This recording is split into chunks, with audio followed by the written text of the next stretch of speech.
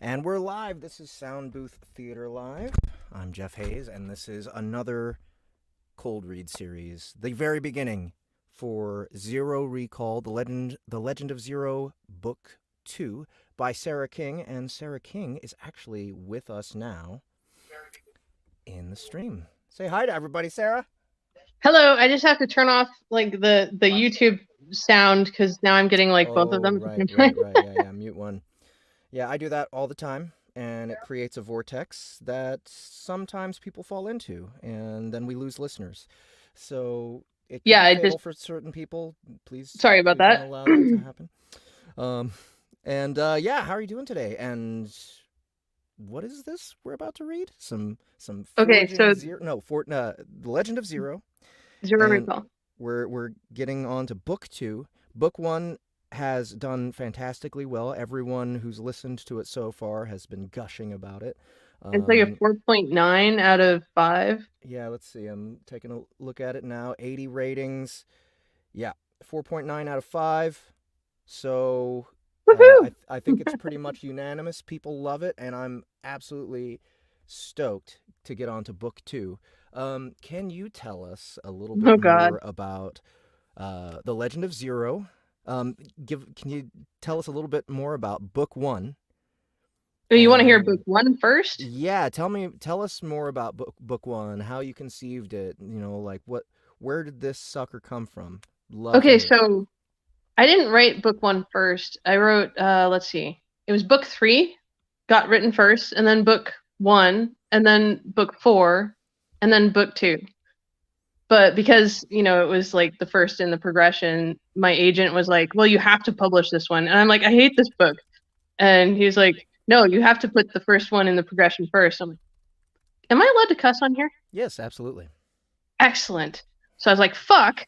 And then he he was really insistent on that, so like I just carried that over when I published independently. Um so I don't know, I don't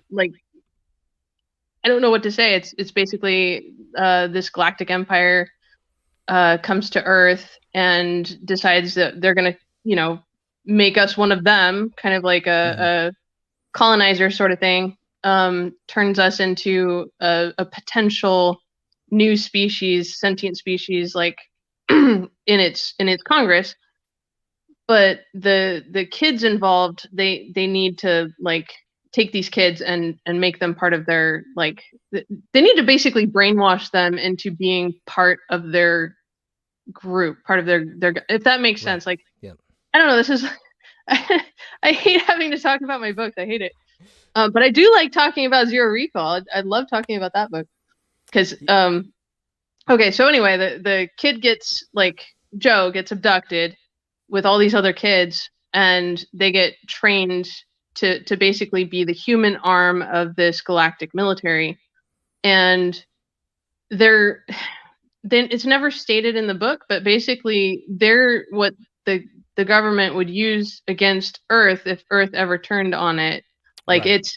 it's going to be their enforcement arm, so that it's not the aliens that are like beating them down if they ever rise up. It's other Earthlings.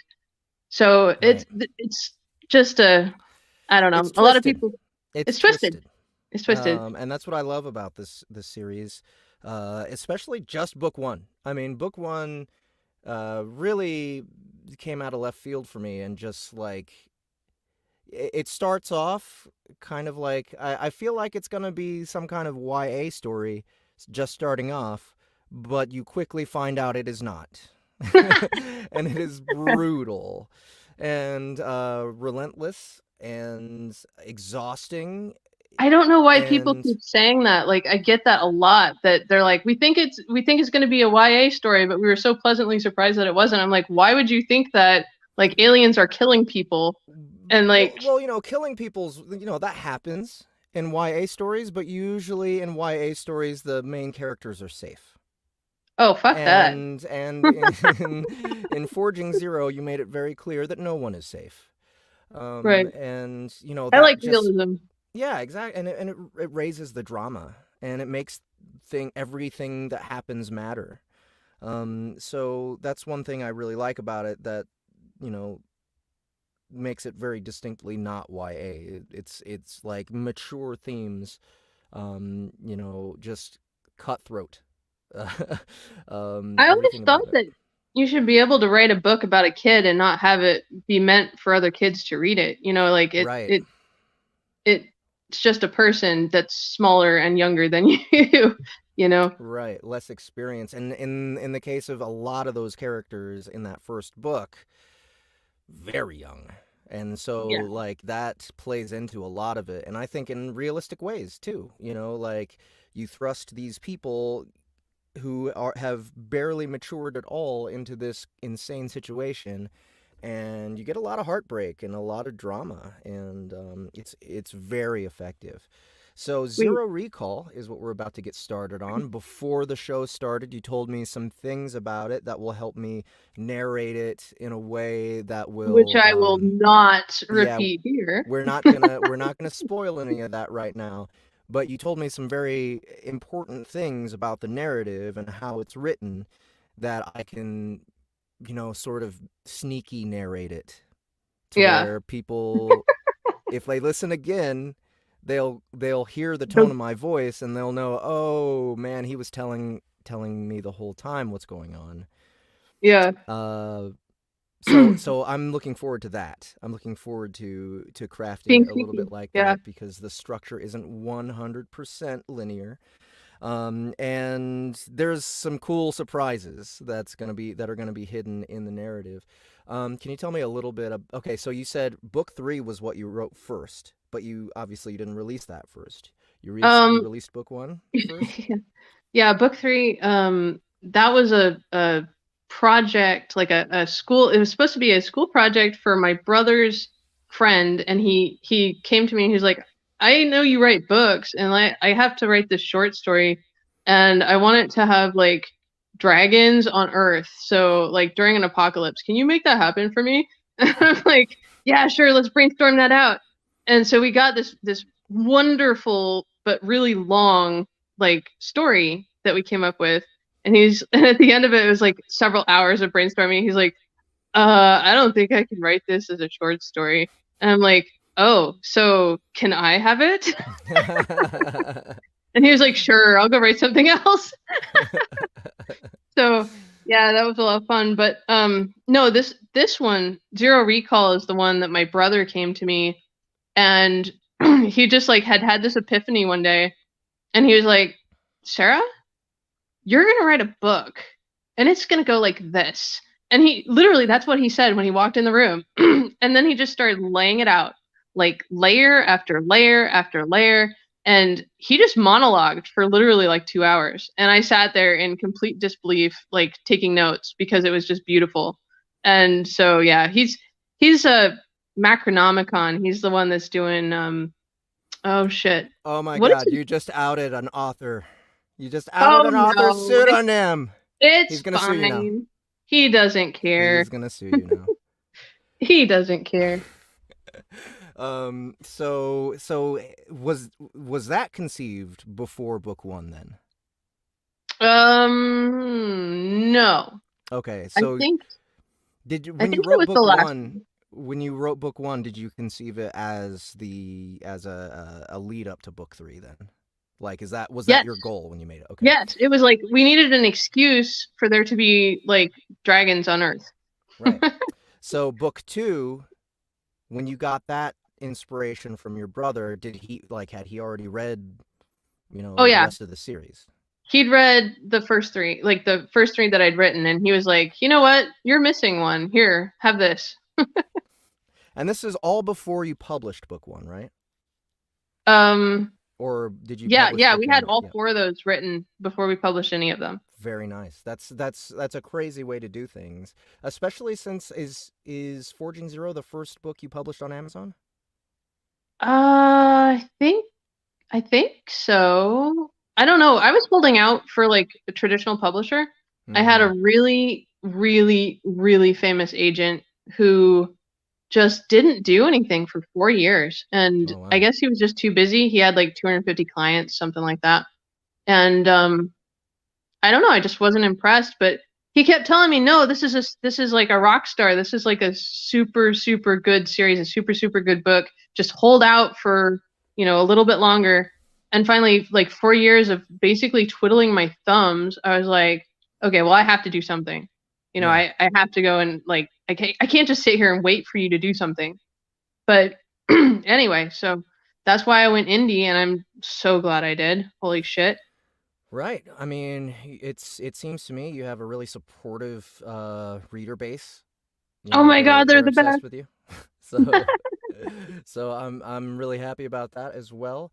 I'm glad that we have a built-in audience with you. I'm glad that you made that move yourself to go indie instead of trad because that just opens you up to be able to do whatever the hell you want and collect most of the royalties. Oh my Um, God, yeah. yeah, Um, and like us working together, we'll just be compounding all the work you've already done. Um, yeah, this so has been amazing. Working with you has been amazing. I love Sound Booth. Like you guys are just awesome and you're professionals and you just do a really, really good job. So well, like thank you. I just love It's it. just how we decided things needed to be done. And you know what? A lot of authors agree with us. So we're gonna get started on Zero Recall here. We're starting off with chapter one, Forgotten. This is, I think, the only chapter I was able to read over the ridiculous amount of work I've had over the past few months. So today I'm only gonna do. This is only gonna be a 2-hour stream today because I actually do want to like get into bed and start pre-reading as much as I can past wherever I get today. So today is a legit cold read, besides chapter one. But now, after your sneaky extra short story that you wrote for book one, but right, like, it's really funny because for those of you who don't know, Sarah came to me. I mean, we were like maybe 2 days away from publishing book one on audio. And Yeah. she's like, wait. There's people who are bitching that they already bought book one on audio, and so we need to give them some incentive to pick it up anyway. Something extra that they're just absolutely not going to have from the first book, whether they care about the performance or not. And so you, like, Sarah, just wrote this Well, you gave me an awesome short idea. story, and it was absolutely fantastic, and it actually introduces a character that you would normally have had to wait till this book to be introduced to, and his that character's name is the Forgotten.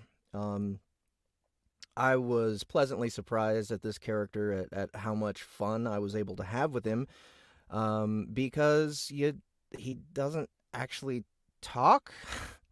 He kind of has to like manipulate the computer to Yeah, talk for him or he's something. he's hooked up. He is essentially like the brain of like a supercomputer. Like he is a really, really, really smart entity that has no vocal cords or physical mobility. Mhm. So essentially, it'd be like taking electrodes and planting them on something's brain, and then like it manipulates the electronics that way. So that's what's happening.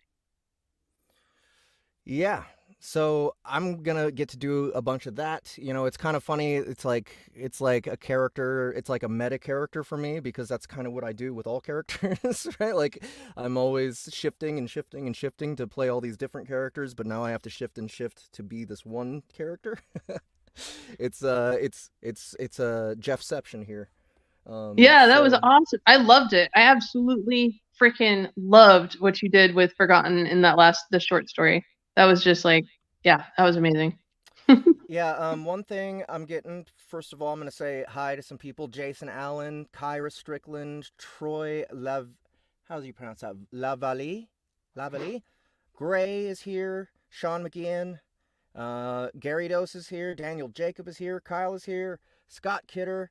Vincent English, thank you guys so much for coming and hanging out with us while we kick off Zero Recall. By the way, before I get started as well, remember that we're producing more stuff for Sara King than just this series. We also have Alaskan Fire in the works right now, being narrated by Zach Johnson.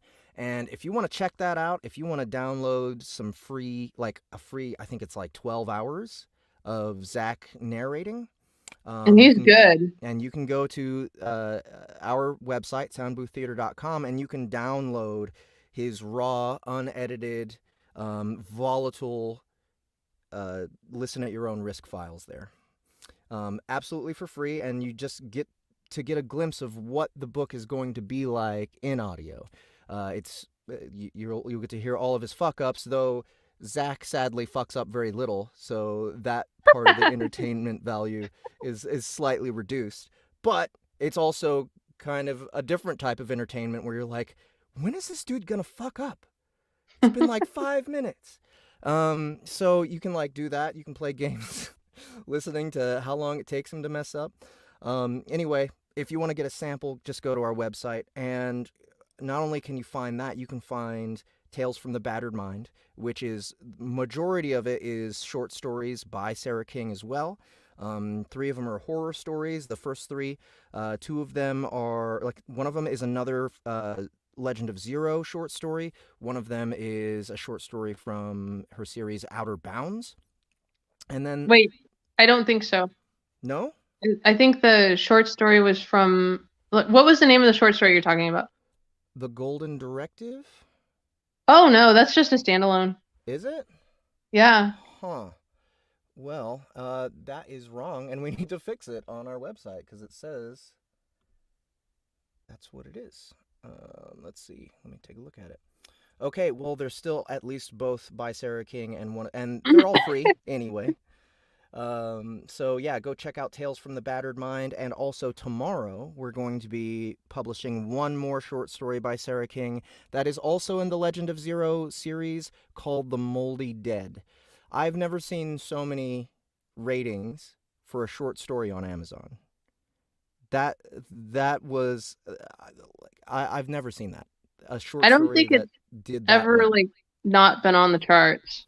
It's it's a great story. So watch out tomorrow, guys. Go to soundbooththeater.com, sign up on our website, and sign up for our newsletter so that you get notified when this is up for sale. We were gonna publish on Audible, but it's only a 1 hour story, and we didn't want to overcharge you guys for a 1 hour story, so we put it on our platform where we could just charge $2.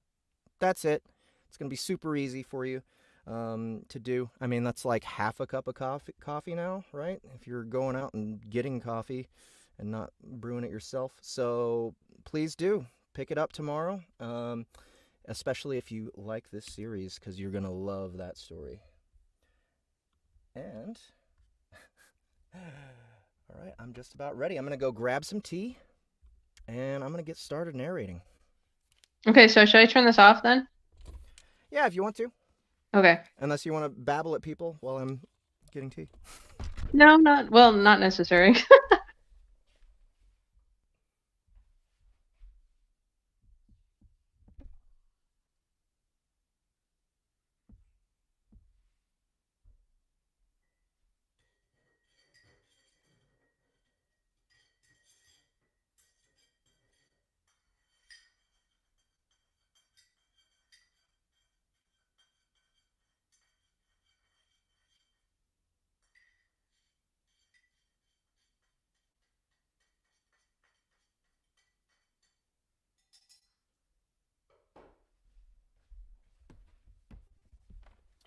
Nice big chunk of honey in this one. Kind of took a second to dissolve. All right, let me go ahead and rename this set. We're good to go. Let's see, Legend of Zero.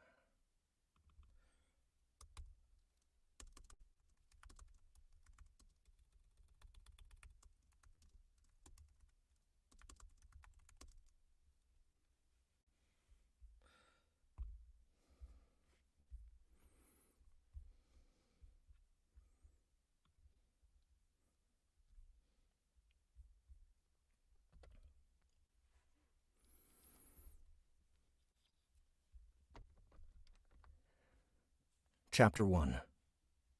Forgotten. Approximately 3.5 billion thoughts raced through Forgotten's mind at the moment the Already messing up. Damn, man. First sentence. Some bullshit. Approximately 3.5 billion. Approximately 3.5 billion thoughts raced through Forgotten's mind at the moment the congressional ships surrounded him. But foremost among them was that if things did not go exactly as planned, he was finally going to join the rest of his species in prison. Let's try again. I think that needs a little bit more of a relaxed, like sort of an ironically relaxed tone. Yeah, he's being thoughtful. Yeah. Approximately 3.5 billion thoughts raced through Forgotten's mind at the moment the congressional ships surrounded him. But foremost among them was that if things did not go exactly as planned, he was finally going to join the rest of his species in prison. He was very close to 63% sure he didn't want to join the rest of his species in prison, though that percentage had been on the decline for the last 30 nanoseconds. The loneliness had grown difficult for him to bear. The extreme solitude was depressing. The lack of conversation, however inane, was painful. He didn't want to contemplate what would happen when his desire to maintain his freedom finally dipped beneath 50%. Let's try that again. He didn't want to contemplate what would happen when his desire to maintain his freedom finally dipped beneath 50%. Thus, watching the ships converge on him, Forgotten was actually looking forward to the company, vile as it would be.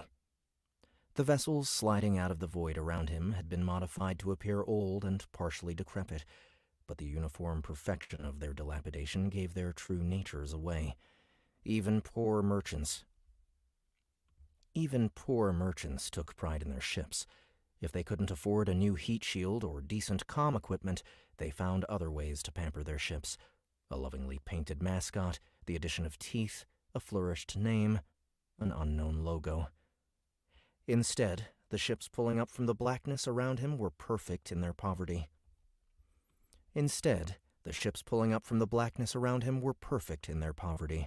They had no shiny features, no new paint, no teeth. Once Forgotten identified them for what they were, it was simple enough to peer through the disguises and analyze. The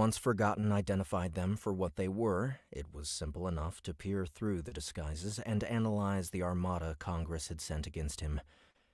And it was certainly an armada, manned by Huouyt and Ueshi, if their reaction times upon noticing his ship were any indication.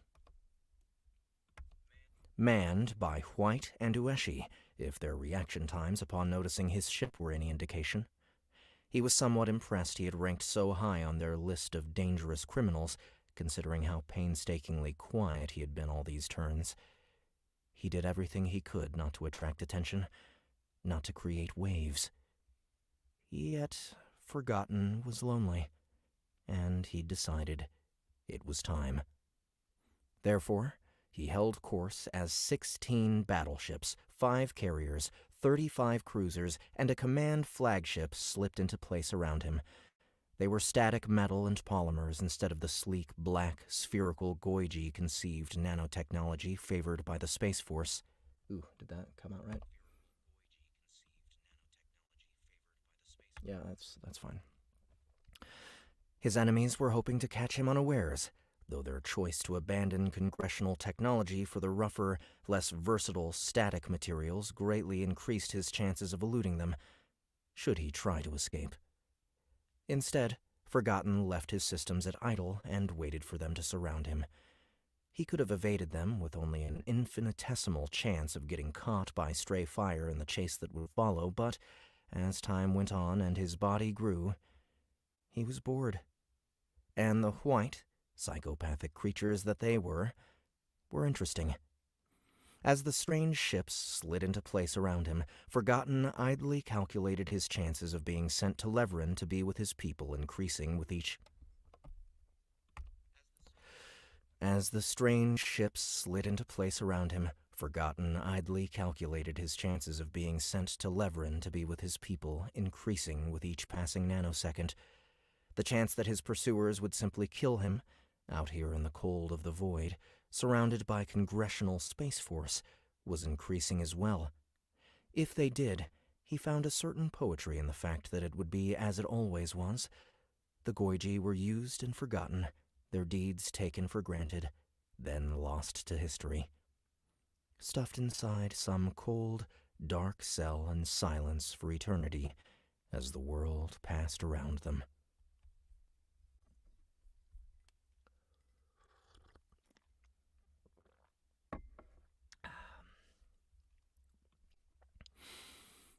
Still, he let them come. While Forgotten was by no means brave, he had reached the point he would do anything to break the solitude. Let's try that one more time. While Forgotten was by no means brave, he had reached the point he would do anything to break the solitude.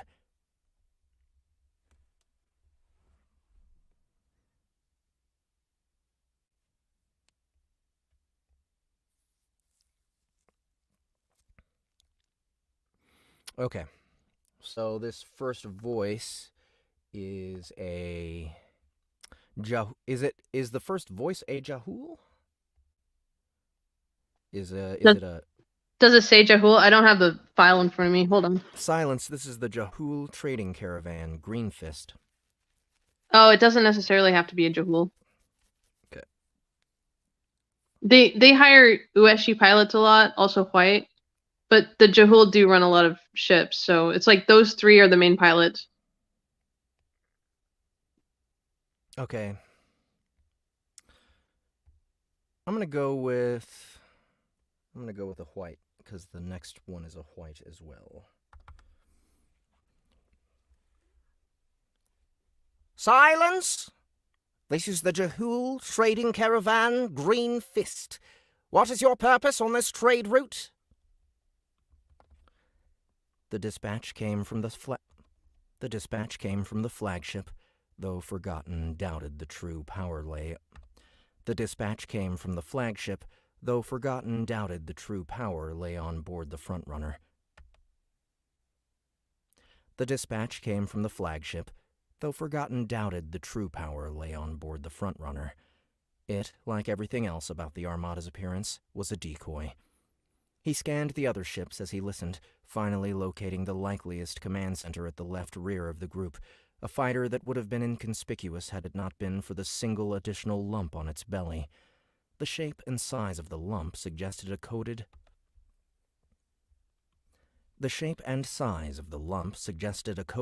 long-distance communications node, the brand of which was only used by the power players of Kolionot, which meant Representative Rijan was along for the ride. Rijan? Yeah, that works. Rijan? The shape and size of the lump suggested a code, long-distance communications node. Coded. The shape and size of the lump suggested a coded, long-distance communications node, the brand of which was only used by the power players of Kolionot, which meant Representative Rijan was along for the ride. As expected. Forgotten stretched himself, enjoying as much stimuli as he could, in case the encounter took an unforeseen turn and they wrenched him from his ship. Forgotten stretched himself, enjoying as much stimuli as he could, in case the encounter took an unforeseen turn and they wrenched him from his ship and imprisoned him with the rest. Forgotten stretched himself, enjoying as much stimuli as he could, in case the encounter took an unforeseen turn. Why am I having trouble with this sentence?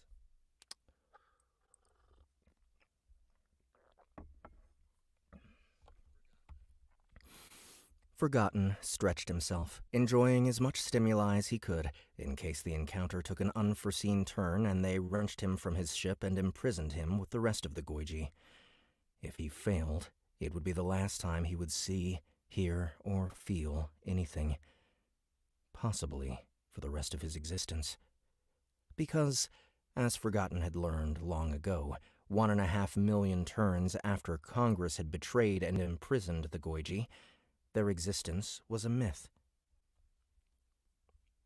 Their existence was a myth, a breath of wind that brushed scattered minds here and there throughout the eons, only to disappear again. Forgotten.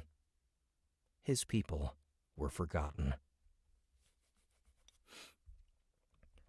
Only one creature in the universe still cared about the Goiji, and Forgotten had spent enough time thinking about them for the rest of the galaxy combined.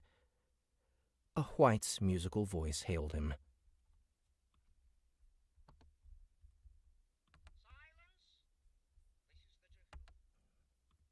Just had to remind myself what they sounded like.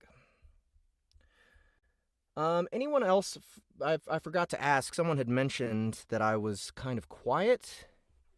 Is that still a problem for anybody else? Not sure there's much I can do about it. It's kind of weird.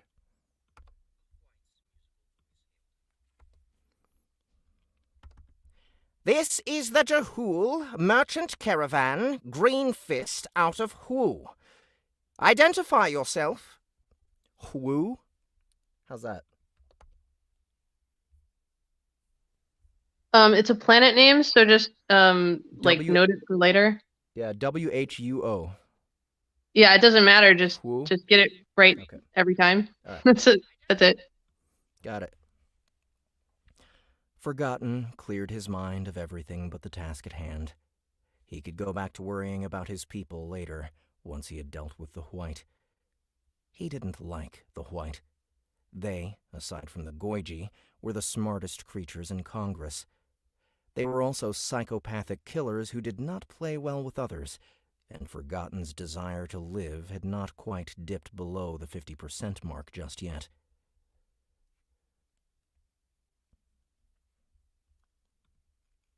So when he's saying silence, is he talking to his crew? Oh no, that's the name. I think that's the name of Forgotten ship. Oh. Yeah. I got it. Well, maybe I need to... It just sounds like I'm telling people to shut up. I know, I was wondering about that. I was like, what's going on there? Silence. Silence?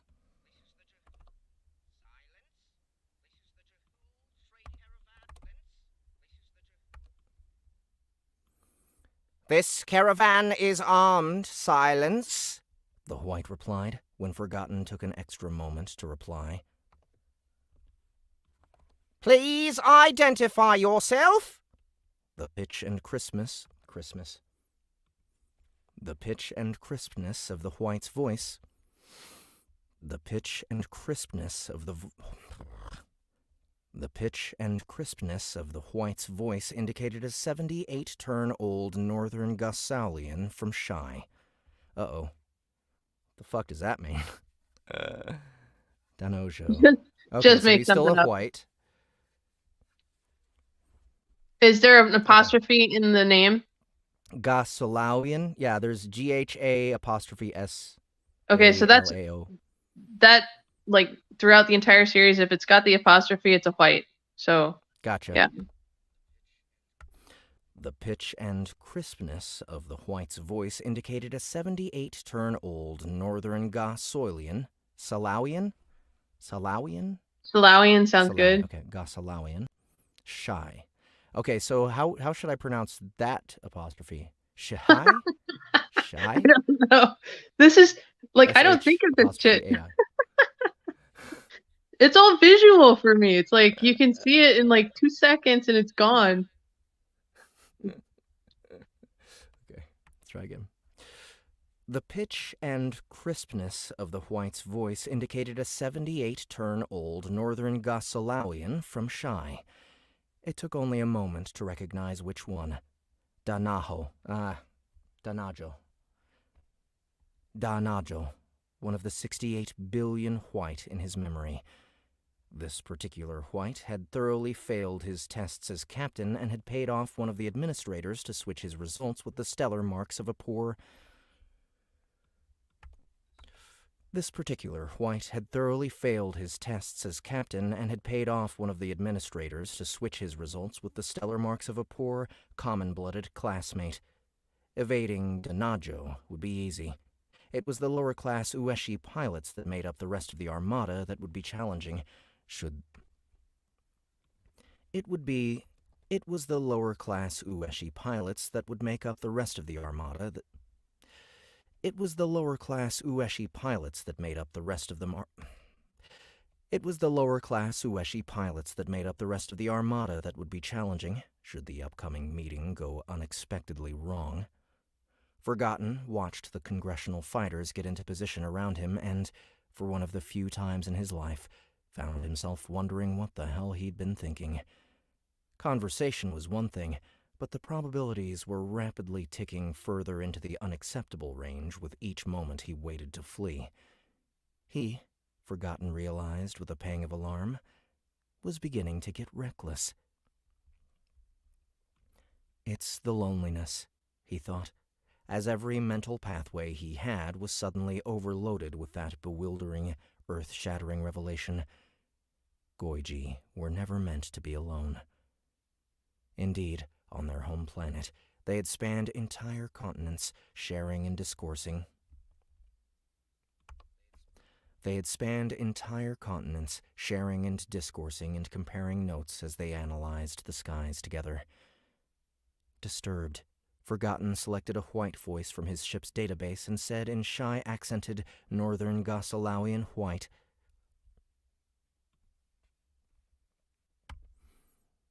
"Shall I give you the AR controls, or do you intend to board?"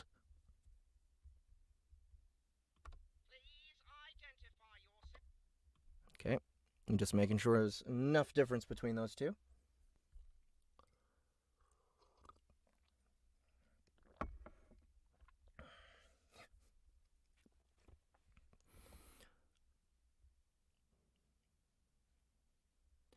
The Huouyt captain hesitated. In crisp Kongi, he said, "This territory is known for its space pirates. Our escort believes you might be hostile. It would put everyone at ease if you would identify yourself before we pass." From the mid-sized fighter in the back left of the formation. From the mid-sized fighter in the back left of the formation, a Marinthian. From the mid-sized fighter in the back left of the formation, a Marinthian Vaga-trained. From the mid-sized fighter in the back left of the formation, a Marinthian Vaga-trained Huouyt said, Do you remember what kind of Huouyt the Forgotten Okay. opened up with in that short story from book one? I don't, but the Vogons are the assassins. They're the total psychopaths. So, like, I don't know if that helps at all, but they're the ones that are trained to kill people all the time.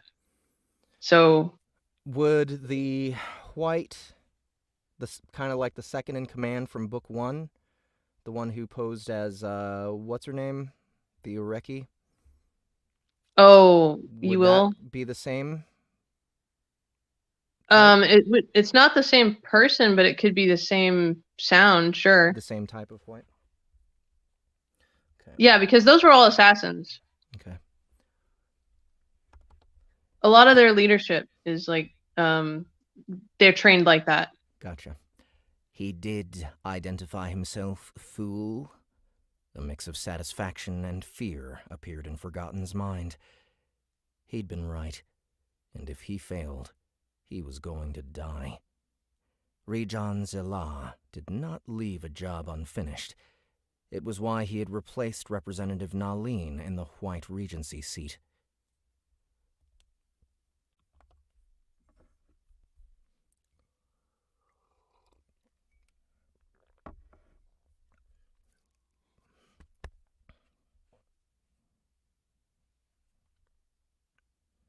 And how did he sound before?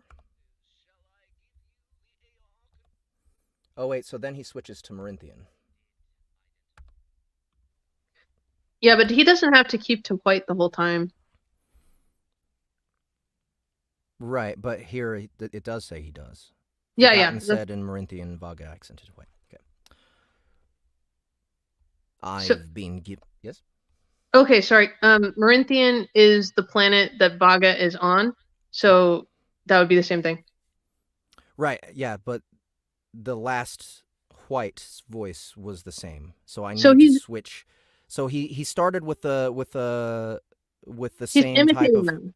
Right. He started with the same White voice, or the same type of White voice as the first White I voiced. Now he's copying Switching. the new White who just talked. So I got to switch. Yes. Okay.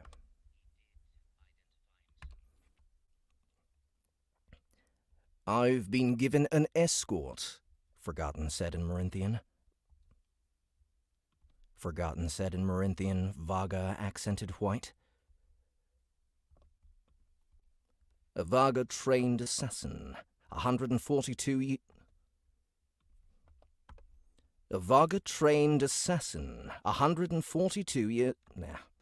A Vaga-trained assassin, 142 turns old, the head of the Zelar, a title taken from your elder brother after his problem, saw him sterilized and slated for execution. You prefer to drink water bottled from northern Astory streams, and you have a personal phobia of flesh... No. You prefer what? You prefer to drink water bottled from northern Astory streams, and you have a personal phobia of flesh-eating bacteria and trith. What did I do for Ali Faye to send you to visit? Let's see.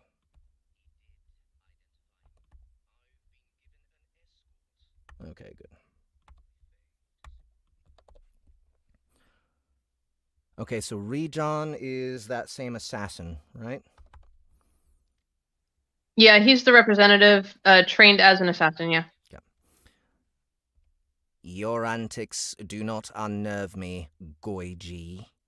Rejon's voice was cold, lacking the characteristic musical quality of White speech.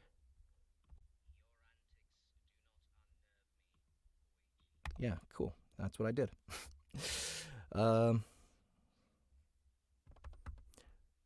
I never suspected they would, my friend, Forgotten replied. I was simply being polite. Oh, and what about the White from the Moldy Dead? Is he also an assassin type? I don't remember that one, if that was or not, but they pull them in from other places too. So I mean, it's not. It's like getting pulled in for officer training or something. Right. Okay.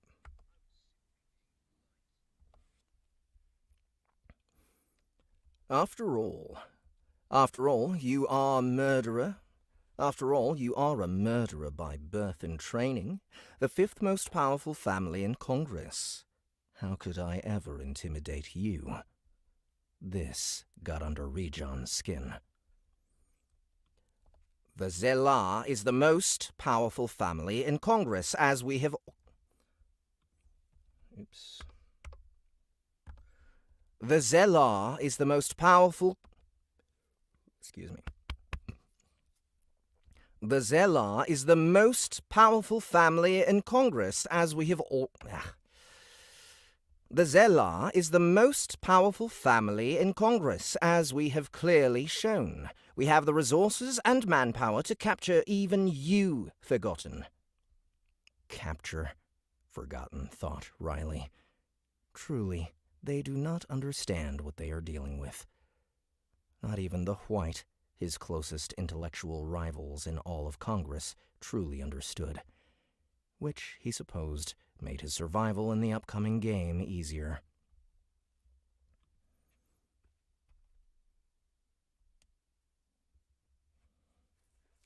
Okay, when it says on the common frequency, are you just talking about the signal that he's writing, or are you saying that he switched his voice here?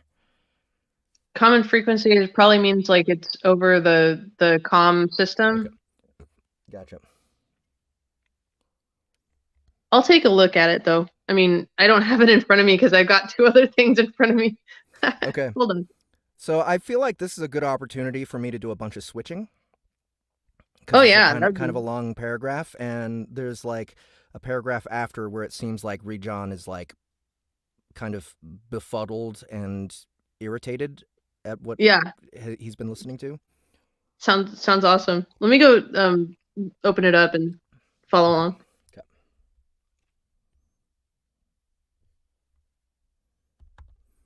You are fifth. Okay, and first of all, I want to make sure that I'm marking all of these. Maybe I need to...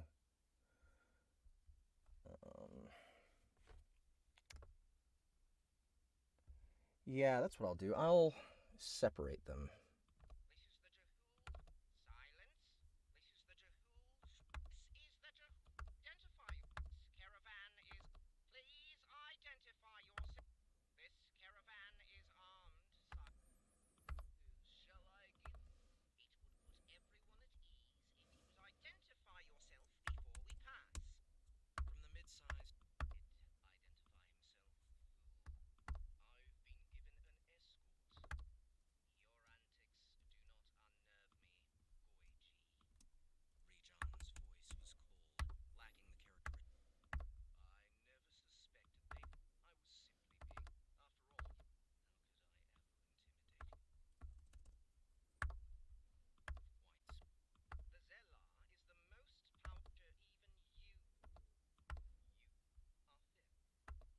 Oh yeah, this is like a perfect place for that. I'm looking at it. It's like awesome.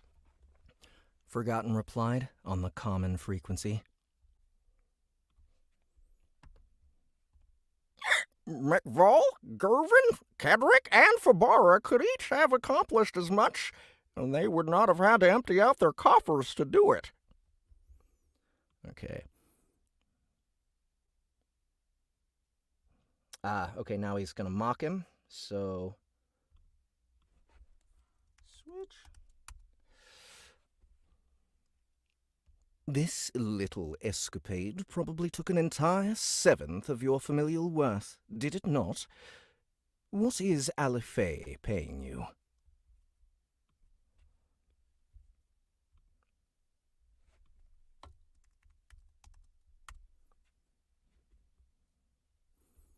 I will triple it, plus cover the expenses. No. I will triple it, plus cover the expenses you took to make your warships appear so believably unrealistic. And it won't even skim the surface of my funds. Then he hesitated. Let's see. Another switch.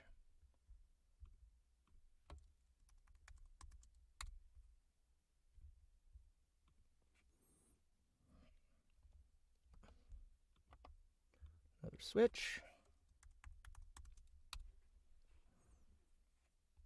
But wait, that would make me the most powerful family in Congress, no? No, wait. Let's see. I don't know if I like that. Maybe just sticking to Jahul is okay, because he's... no, we'll just go back to the Huouyt. But wait. That would make me the most powerful family in Congress, no? Which would make you sixth.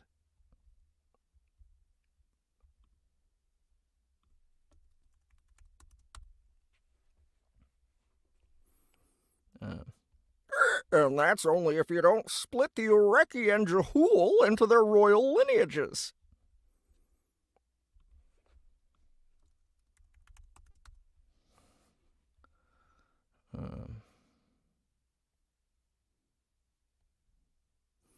And at least four Dosha princes exceed the law's base wealth. Bakal is a good example. You wouldn't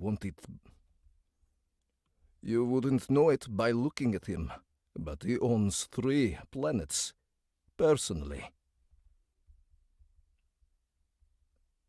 There we go. All right. So, what I should have done, I should have exported the sound effect that I used, the static thing. But I'll just go grab it real quick and do that work in the stream right now, just so you guys can hear how it turns out once the edit happens. It shouldn't take long. Super excited. That was freaking awesome last time. Right, Moldy Dead. All right, who else is here? Anybody else jump? What's up, The Jim? Just toss up your best Borderlands Psycho impression. I forgot what the Borderlands Psychos sound like. Do they sound as typical as I think they sound? Let's see here. Oh, wait. Why did I go to the Moldy Dead? That's the wrong one.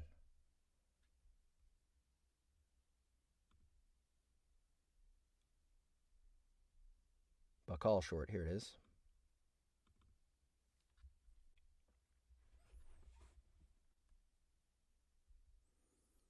Meat Bicycle? Where did that come from?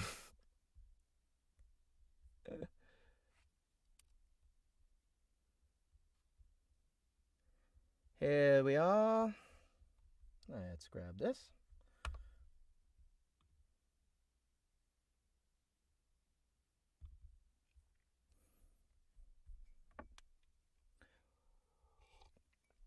I'm gonna go get some more tea real quick.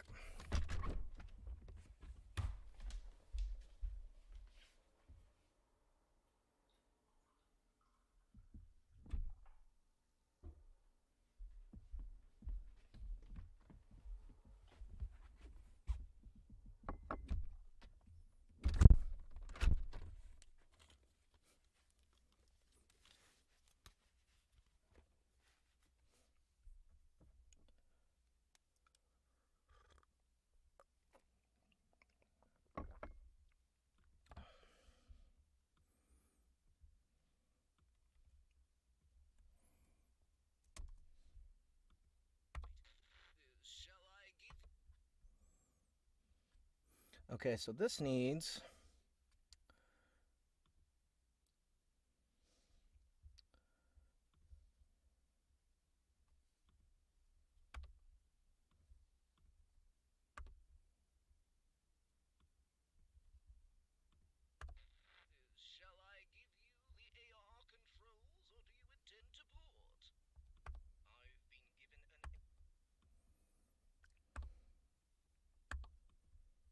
what? Come on now.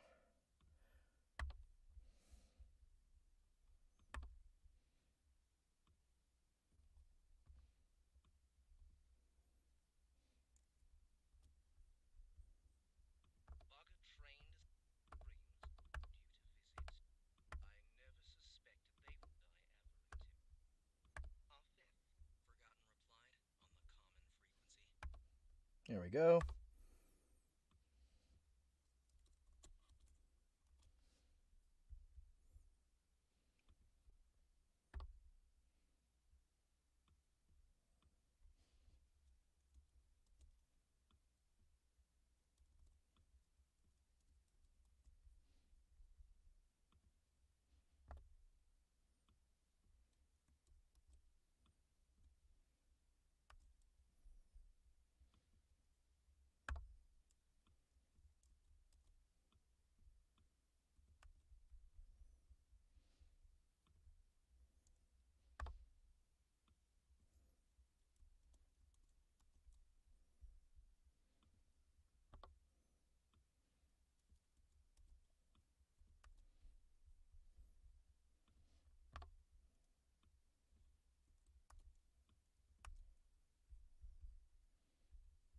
There we go. All right, so check this out. This is what it sounds like with the edits in.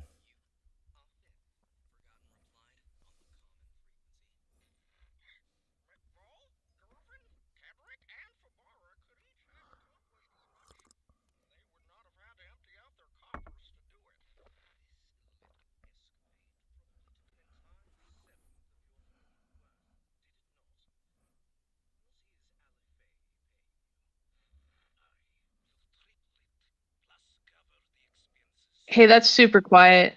You can't hear it at all. Can't hear it? No. Let me see. Let me make sure. Hey, that's super quiet. I know what it is. Aha. There we go. Fixed. Sorry about that, guys. I thought you could hear it. This should have fixed it.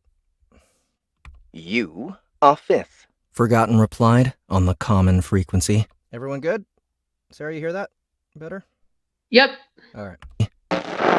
McVall, Gervin, Kedrick, and Fabara could each have accomplished as much, and they would not have had to empty out their coffers to do it. This little escapade probably took an entire seventh of your familial worth, did it not? What is Alifay paying you? I will triple it, plus cover the expenses you took to make your warships appear so believably unrealistic. And it won't even skim the surface of my funds.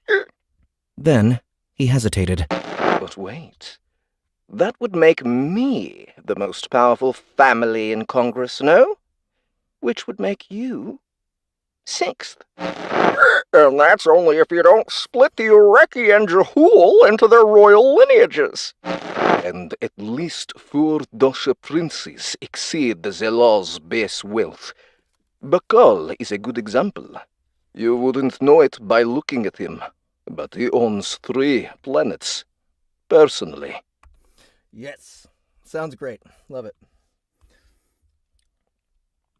All right. Rejon's voice was as lifeless as ever, but Forgotten detected the anger buried underneath. Prepare for onboarding, Goiji. Forgotten initiated the sequence without complaint, knowing the next seconds were crucial. Non-compliance would result in a cold, dead Goiji floating around in abandoned space. Too much reluctance would make Rejon overconfident and prone to do stupid, violent things.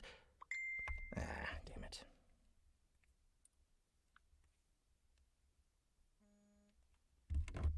Too much reluctance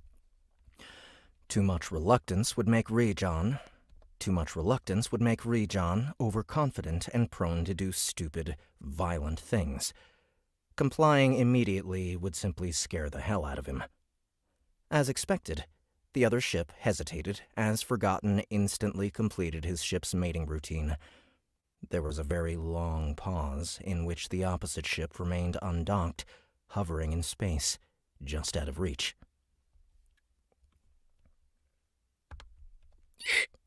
Anytime you're ready, Representative.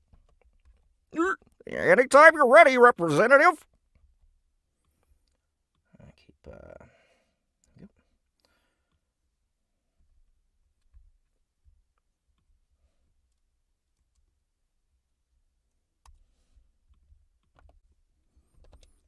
Forgotten said. I recently replenished my supply of Sutherian microbes. Play nice.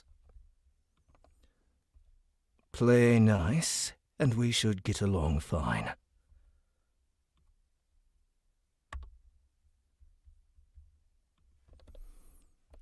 The pause grew to several ticks, and Forgotten monitored the dispute that instantly began to rage inside the other ship.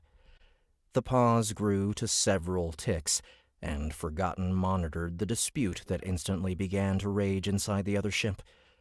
The representative finally had to pull rank to get his underlings to submit to Forgotten's lock. Somewhere in the scathing arguments that followed, Rejon's captain finally found the courage to complete the mating sequence. Forgotten waited, watching the airlock from his ship's camera system. Rejon was a gifted Vagan assassin before he took the regency seat.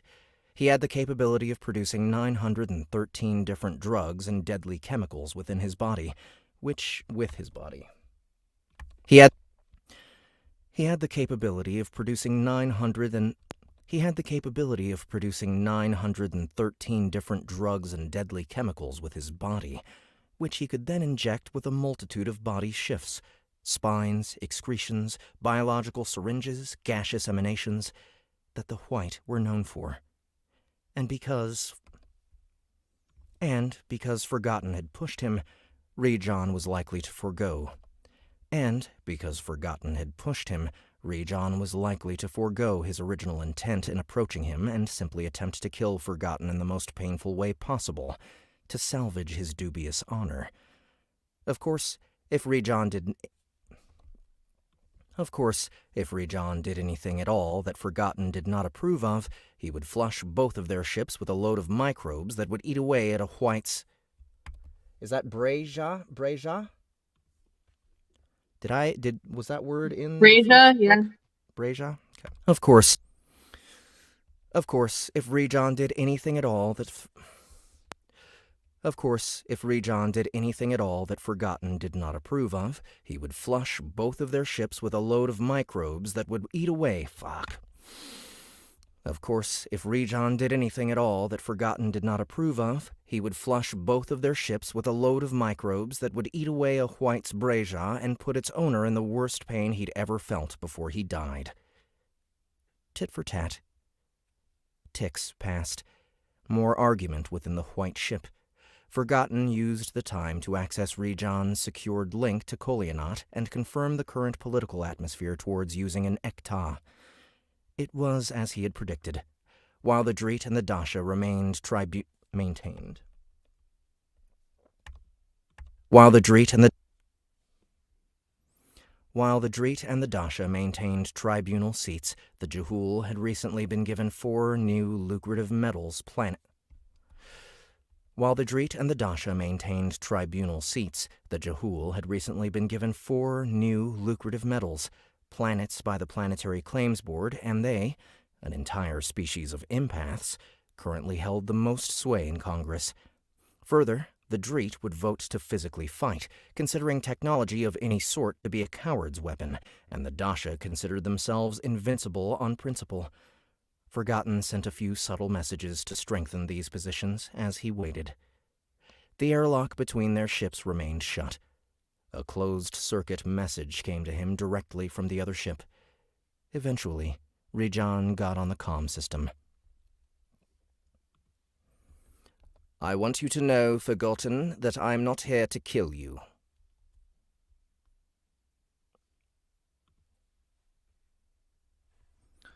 Okay.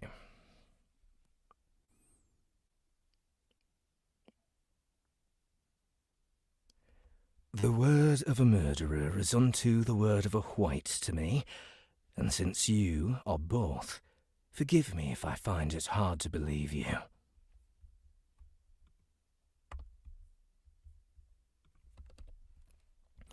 Forgotten considered the current predicament of the Goiji imprisoned on Levrin and decided that they would want, at the very least, to be able to communicate with each other.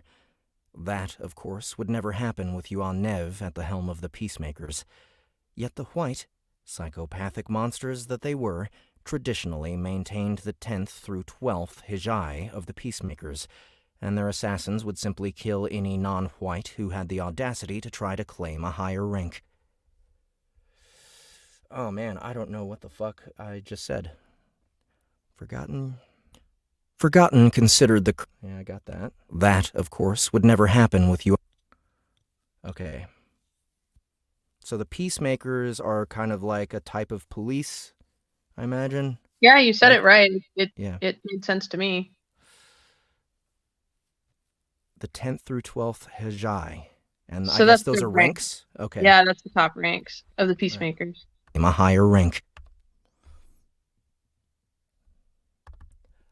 I am here to hire you, Rejon said, the truth ringing in his voice at a 99th% certainty.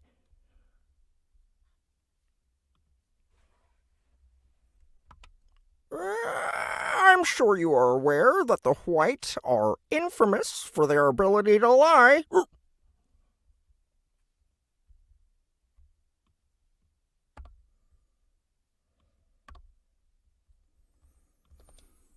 Forgotten said, as he accessed Rejon's ship's database and poured through planetary ops records. Records? What? Sometimes a British accent will slip into my natural accent. That is just a weird thing that happens for me now. Forgotten said as he accessed Rejon's ship's database and poured through planetary ops records. I just did it again. Forgotten said as he accessed Rejon's ship's database and poured through planetary ops records. There were several profiles that interested him. Davin Gavora would make a good representative, if he had financial backing, and the Baga Traxalihania?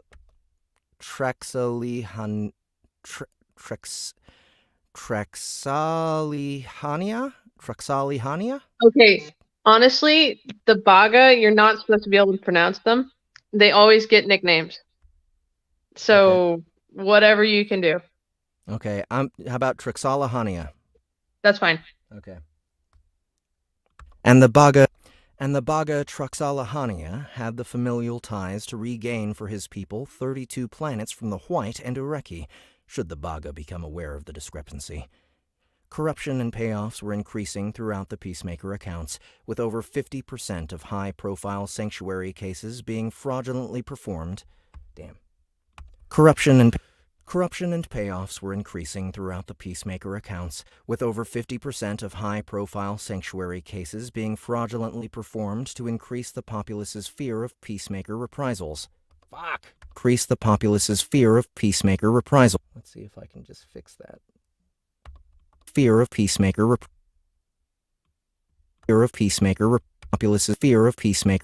Damn it. Just a little bit. Fear of Peacemaker reprisals. There we go. Further suggesting the current Peace Master needed to be replaced, preferably by someone with a conscience. Further suggesting the current Peacemaster needed to be replaced, preferably by someone with a conscience. Rejon seemed to understand that he would die as soon as he stepped on Forgotten's ship without an invitation, for the airlock remained shut.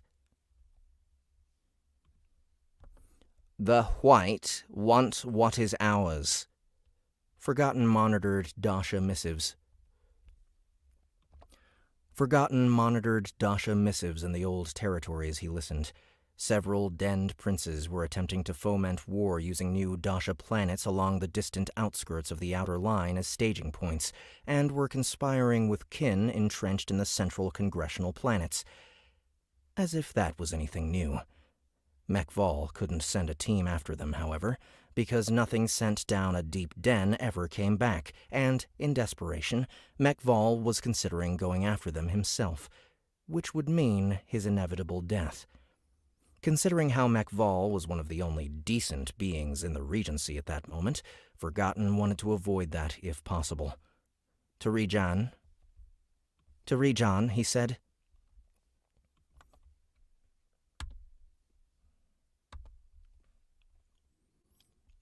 "You want me to arrange Mekval's death." Is that the last voice I used as well? No.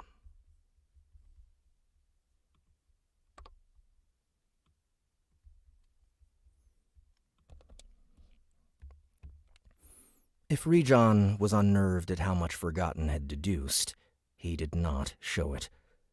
"We want Nalene's seat on the tribunal returned to us.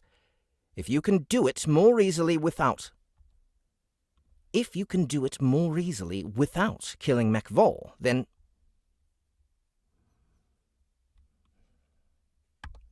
Mekval must be killed for the Huouyt to gain the tribunal seat. And Mekval is Bakal's brother, right? Yes, Dasha. Seat.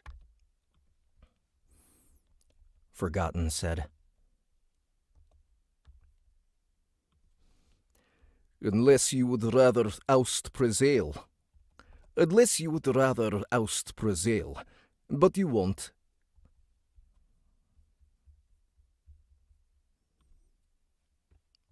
The Dreet are much more easily manipulated than the Dosha, and McVall has a personal distaste for Huouyt, so he would be likely to thwart you on every vote he could. The Dreet?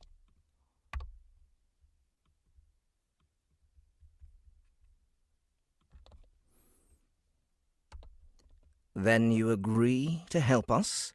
Rejon demanded.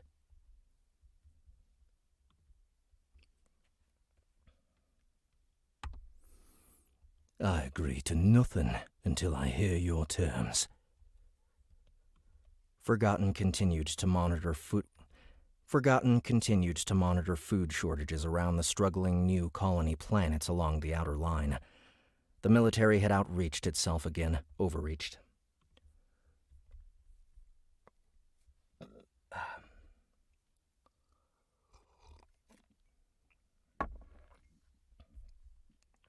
The military had overreached itself again, and the ground force was even then taking rations from starving settlers, turning several non-aggressive species planets into dwindling ghost towns that would be easily swept up and recolonized by Huouyt before the Planetary Claims Board got around to making up the proper deeds. Further, A's? A-E-Z? A's, yeah. Further, Aze's charismatic new clan leader, how did I pronounce that earlier? Unless you would rather oust Brazil. But charismatic new clan Further, Aze's charismatic new clan leader, Prazail, had whipped his followers into a blood fever, and all three Dreet bloodlines were on the verge of a full-sector civil war that would boil over into 86 other planets, including 3 peaceful Ueshi pleasure planets, the Bajnan banking planet of Phalor, and Ureki's hallowed temple planet of Poan. That just sounds creepy, an Ueshi pleasure planet. Okay. They're hedonists. That's what they love. I see. But Rejon retorted. I will only present my terms in person, and I am not stepping aboard your ship until I am sure you will not make the experience unpleasant.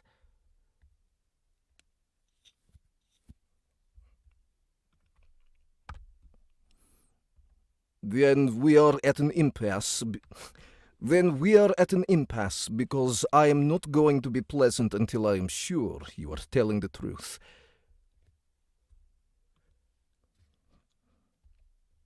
As it is, I'm only 92% convinced.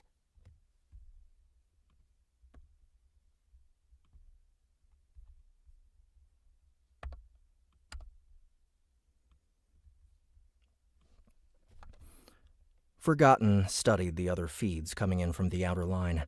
An enterprising Dasha prince had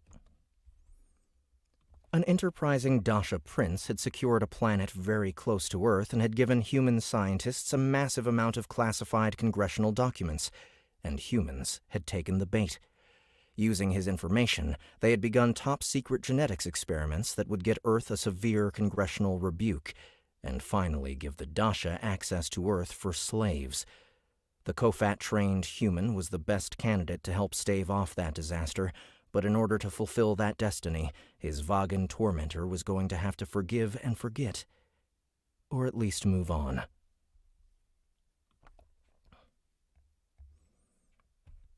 "92% is not enough for you?" Forgotten set his studies aside. "With my slow, painful death at stake?"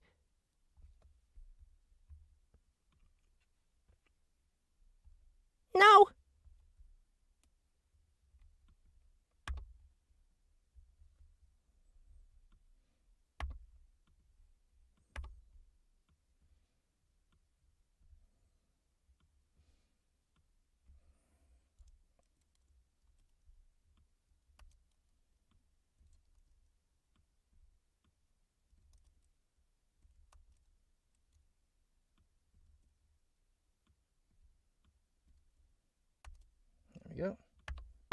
With my slow, painful death at stake?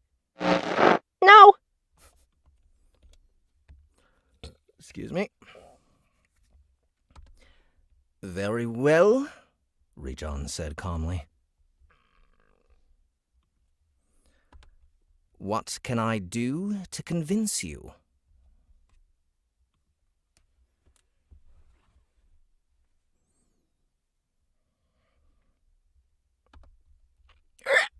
Take the pattern of a tacky and have your dreet blindfold you and secure your hand. Oh, here we go. And secure your hands behind your back with stasis links.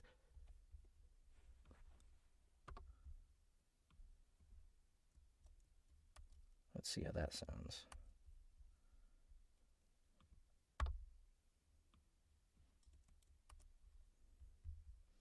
What can I do to convince you? Take the pattern of a tacky and have your dreet blindfold you And secure your hands behind your back with stasis links.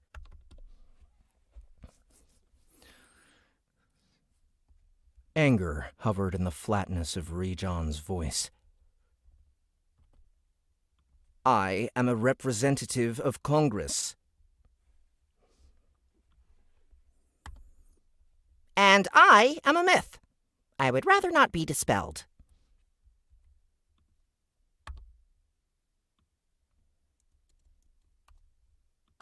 And I am...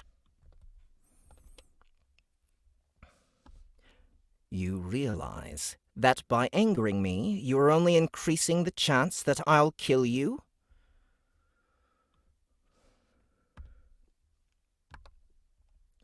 Probabilities are a tricky matter, Forgotten replied. You see, for every moment I anger you, not only does it increase your chances of future rash decisions, but it changes the probabilities of how you will react to future situations, thereby giving me an edge in any future conversations. Your anger also reflects on... Nope, that's Scottish. Your anger also reflects on how... That's Scottish again. Reflects... Your anger also reflects on how likely it is. Your anger also reflects on how likely it is you are telling the truth, which has jumped considerably after your last statement, all things considered. After your last statement...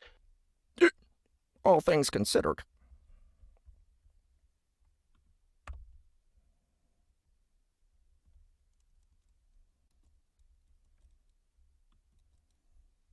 Just making sure that turned out right.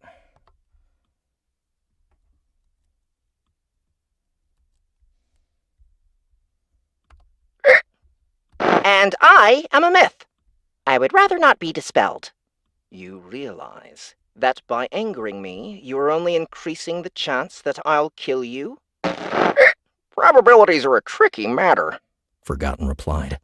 You see, for every moment I anger you, not only does it increase your chances of future rash decisions, but it changes the probabilities of how you will react to future situations, thereby giving me an edge in any future conversations.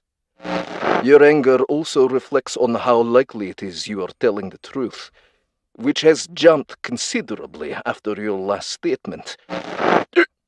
All things considered. Very nice.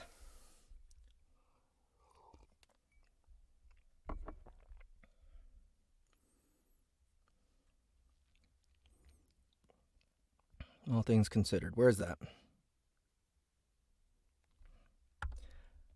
What probability will it take to convince you I come to bargain?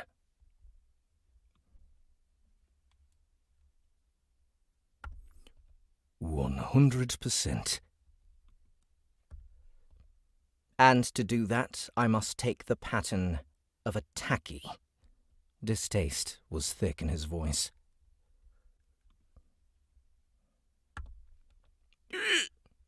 Yes.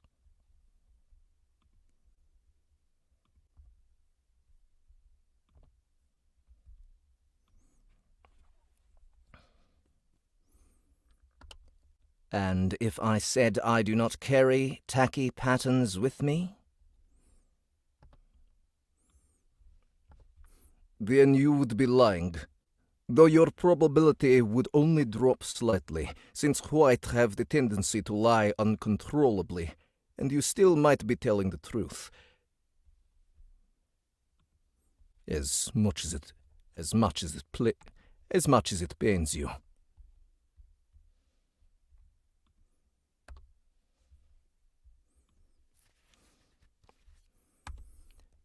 Very amusing, Goiji, Rejon said coldly. Oops, wrong button.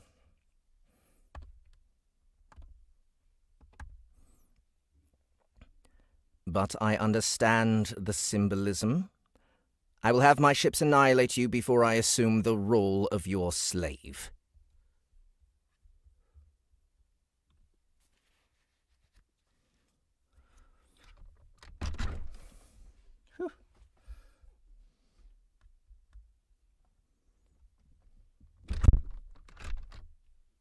I will have my ships annihilate you before I assume the role of your slave.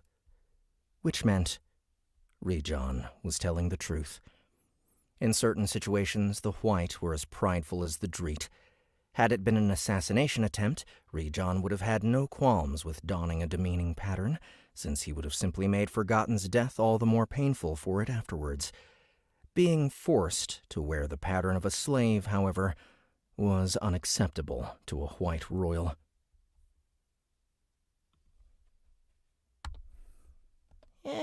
You may board, Rejon, Forgotten told him, deactivating the ship's defense protocol.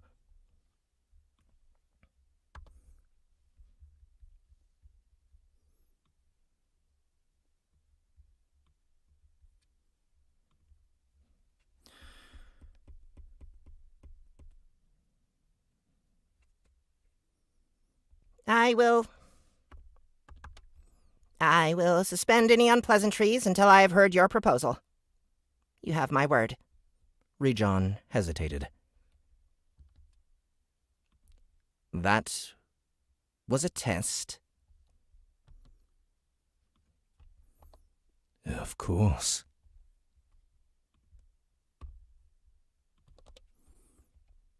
Rejon said nothing. The airlock opened, and he stepped inside. Forgotten immediately decreased the artificial gravity of the Forgotten immediately decreased the artificial gravity of the ship to be something more comfortable to the Huoyt's ancestrally aquatic, boneless, three-legged frame. If Rejon noticed or cared, he said nothing. As Forgotten watched through the ship's cameras, the Huoyt strode purposefully down the hall and stopped at the entrance to Forgotten's chamber. Open the door, Goiji. Forgotten found the idea of having death literally a few digs away strongly alluring. He opened the door before he realized how alarming that was.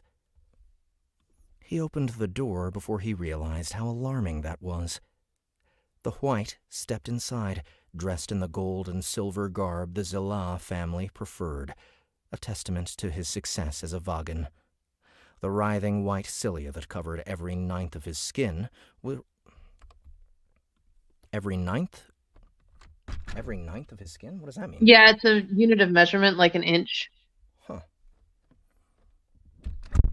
They do everything in nines. The writhe... Oh, okay, it's a made-up thing for whites. Well, it's like a congressional thing. Okay. Like standard units of measure. Gotcha. The writhing white cilia that covered every ninth of his skin were utterly calm and still, despite the fact that they both... The writhing white cilia that covered every ninth of his skin were utterly calm and still, despite the fact that they both knew Forgotten held the Huoyt's life in his hands. His eyes were the bright, white-blue shade that most species found unnerving, even going so far to suggest the Huoyt could read minds and peer into souls with their eerie gaze. Forgotten preferred to think that the eeriness behind a Huoyt stare was simply due to their soulless nature. Of all the species he'd ever worked with, he found his experience with the Huouyt the least enjoyable. It had actually been very satisfying to see Representative Nalin's grand schemes foiled on Kofat by a handful of raw recruits just over 53 turns ago. To think he might be working to regain what Nalin had rightfully lost left Forgotten discomfited. "I warn you, Rejon," Forgotten said, as Nalin's replacement to the Regency looked idly around his chamber. Oh, that's Forgotten, sorry.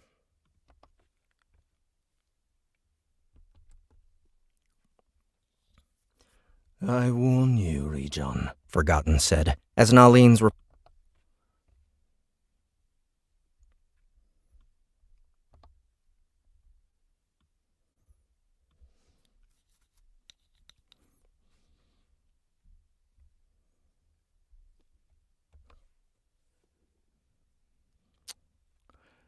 "I do not like Huouyt. Your offer must do much to persuade me, and I do not need wealth." Unlike most species, when confronted with a Goiji's featureless mass, Rejon's gaze did not fumble for some point of reference.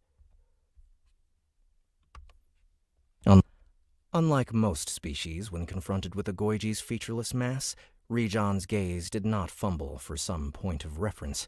Instead, it simply found a spot and stayed there, his unnatural eyes never moving. Then perhaps I should warn you, Goiji," Rejon replied casually, "that if our bargain here does not please me, I will tow your ship back to Levrin and hand you over to the peacemakers." Oh, this was getting even better. Perhaps Forgotten would let the fool live, with permanent drug-induced mental instability. "You will not kill me?" he asked, as surprised as he could manage.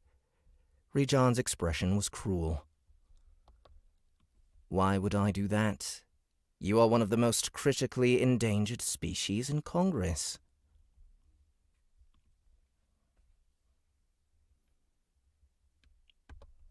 "So, your offer is a threat?"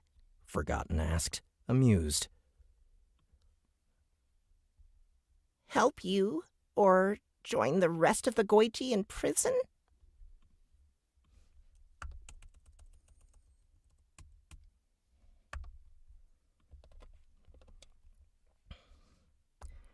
"Help me, and I shall use the tribunal to see the Goiji freed." Though Forgotten had long ago considered this as a possibility, to have another species say it out loud threatened to steal all logic from his mind. Hope flared like traitorous sparks in his core. It required all his effort to ground himself, to remember the past.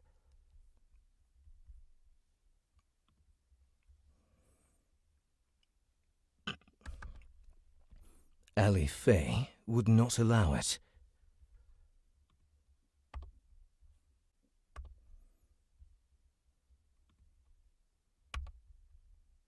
"You will not kill me?" Need wealth.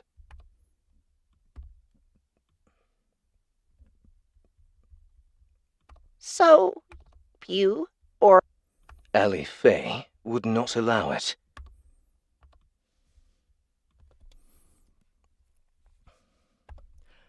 Prazail and I can override Ali Fay. 'Tis the nature of the tribunal.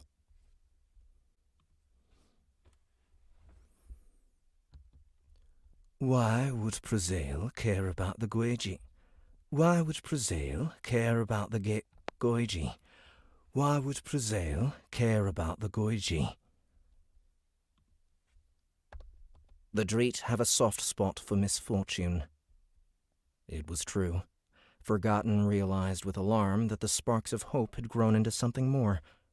Rejon offered something Forgotten had always wanted, but had never been able to acquire. Something that even his wealth had never been able to buy. Freedom. Despite his distaste for the Huouyt, Forgotten said, The Huouyt will be given a permanent place by the tribunal. The Huouyt will be given a permanent place by the tribunal.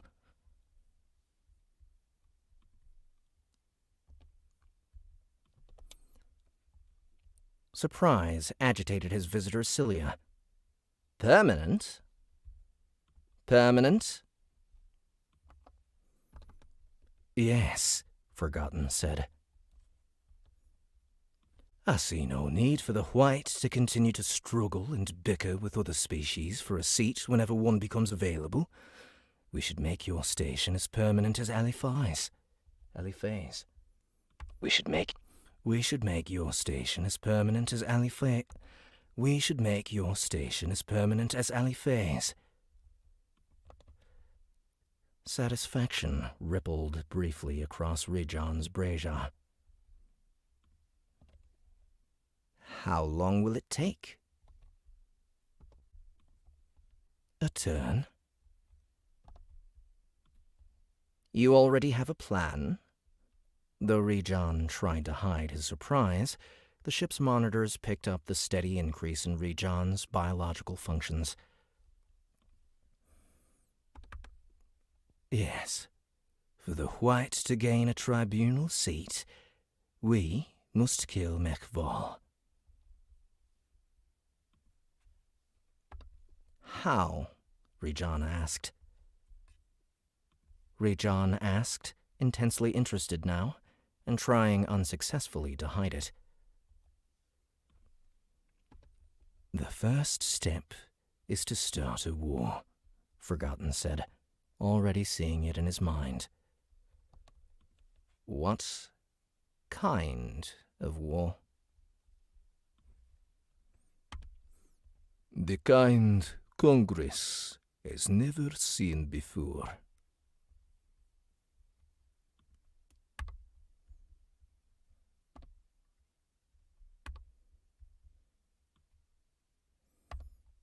Congress has never seen before. Dope! Alright, where are we at? What time is it? 7:30. Okay, let's see. Alright, I just finished one chapter there. It's a long first chapter. Okay, so I won't be able to finish this second chapter tonight, but I'm gonna get in there some. Let's see. I got another half hour before I'm supposed to call it quits tonight. Alright, so this should be 2. Alright, how's everybody doing, by the way? 13 people here, so good to see all of you joining me. Someone asked, Jesse Cobb says, Jeff, any idea on the ETA for DCC? We're almost done, man. Home stretch, we got like another 20 chapters to polish off, I think, and then we'll be putting it up, so maybe next week we'll be sending it out the door.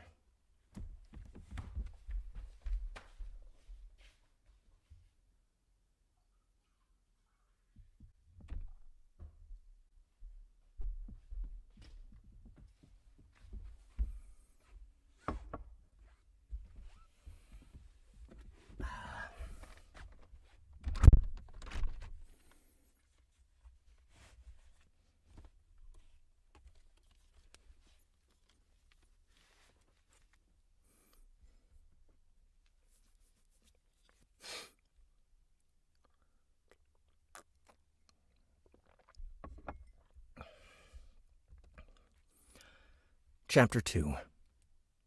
Zero Recall. Have you seen this man? Joe held up the age progression photo of his brother to the dirty glass window. The hollow-eyed man behind the booth scratched his greasy beard and said, A man like that don't come cheap. You a cop? I'm his brother. Let's see.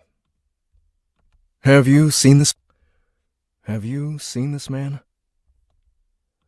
I'm his brother. The man looked him up and down and snorted. Yeah, right. Yeah, right. Look at him, damn it, Joe said, pointing at the picture. We're obviously related. Same chin. I'm just trying to find him. I haven't seen him since the draft. He could be going by the name Sam or Slade, okay? The druggie's hollow, skull-like gaze sharpened on Joe, for the first time taking in the rash that had developed around the newly activated hair follicles of Joe's face and scalp. Immediately, distrust tightened his features. You're a Kongi?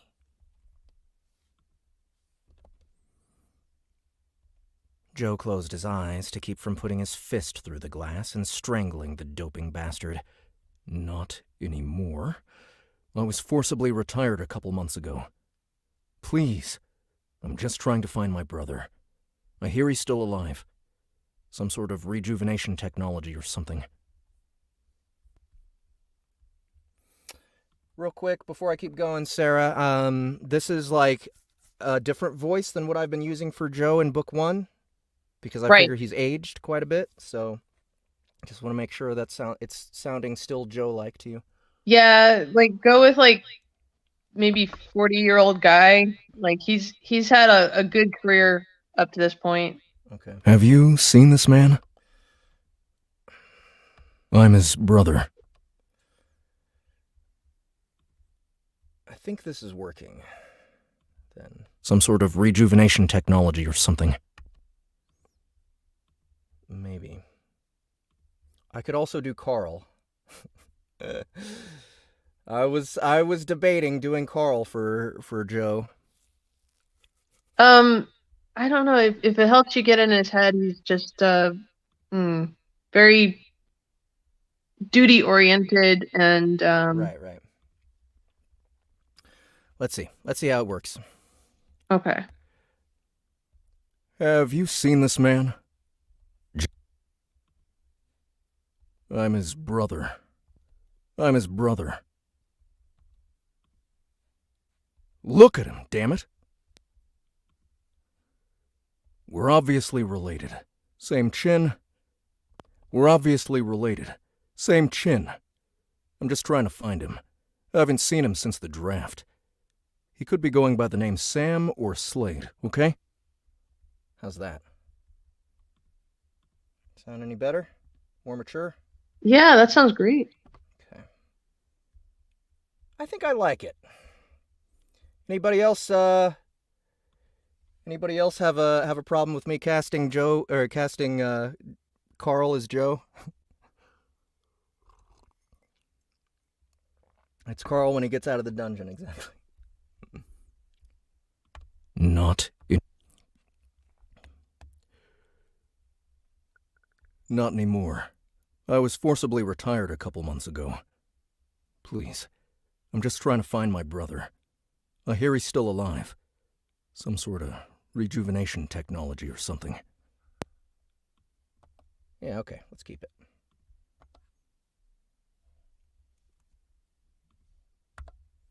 Dude, I'm so mad right now because I have this Bon Jovi song stuck in my head. Humans Being. I think that's what it's called. It's because I did karaoke with my folks on Saturday. Oh man. Fucking Bon Jovi. All right.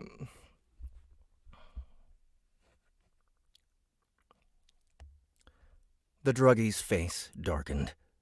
Thought you sounded funny. Get out of here before I get my gun. Listen, you sootwad. Joe snapped. I've got through 8 other Fergs just like you, all of whom said the same thing, and all of whom ended up telling me exactly what I wanted to know. Think about it. I was a prime commander in the Congressional Army. Been working in planetary ops for 50 turns. It was my job for a good number of those turns to make Voggy like you sing like canaries. You really want to piss me off? The druggie eyed him sullenly. You weren't in no planetary ops. Joe slapped his right palm to the window, displaying the tattoo of a green, single-moon planet with a headcom, a PPU, and a species-generic plasma rifle leaning against the debris ring. The tattoo glowed slightly, a cell-by-cell gene modification that caused Joe's skin to bioluminesce. It was a government nanite tat, and no ink in the world could duplicate it. Even as the druggie's eyes were widening with shock, Joe once more pressed his brother's picture to the window. Oh, shit, man. The addict behind the window looked paler than ever. You're asking the wrong person. He's a big-timer. I'm just a wannabe, man. I ain't got no idea where the ghost is. Joe had to fight back the frustration he had felt ever since returning to Earth to find his mother 20 years dead, his brother vanished into the world of crime. As of yet, every single person Joe had interviewed had responded in the same maddening way. They recognized his picture. They recognized his picture, but didn't know anything else about him. It was like Sam really was a ghost. So tell me what you know of him, Joe said as calmly as he could. Everything you can remember. Shit, man. Shit. I ain't never seen him before, man. Just heard of him. Shit, I shouldn't even be saying nothing. The guy swallowed and looked around like he expected the very walls to be watching them. Don't care if you are his brother. He wanted to talk to you. He would have found you already. I've only been here a week, Joe growled. The druggie nodded emphatically. Yeah, man. If the ghost had wanted to talk to you, he definitely would have talked to you by now.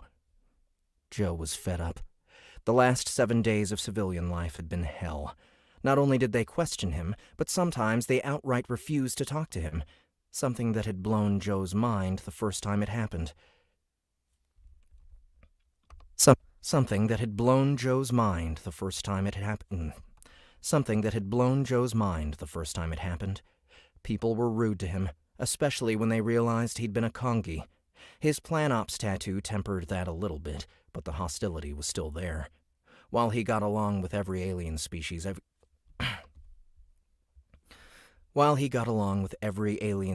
even better than a Jahul, humans, his own kind, hated him. Once more, Joe wondered if he'd made a mistake in coming back to Earth instead of settling on an Ueshi pleasure planet like Kaleu or Tholiba. It's like Kaleu in my head, but I don't care. Kaleu? Where'd it go? Kaleu, got it.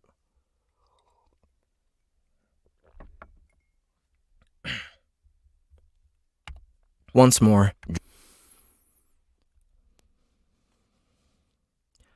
more, Joe wondered if he'd made a mistake in coming back to Earth instead of settling on an Ueshi pleasure planet like Kaleu or Tholiba. On Kaleu, he would have been treated with the same welcome and respect as any of...